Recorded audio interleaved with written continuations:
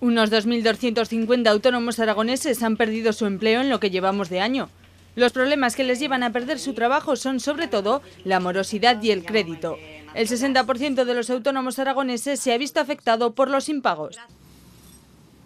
Pero el crédito, la financiación, no solamente no se le ha puesto remedio, sino que los problemas de restricciones crediticias se han incrementado.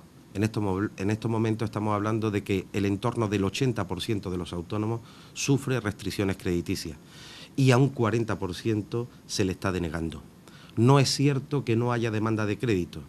Además, el nivel de contratación está estancado. Es que algo más de 8 de cada 10 autónomos no han contratado a nadie en lo que va de año, ¿vale? Frente a un 17,9% que sí lo ha hecho.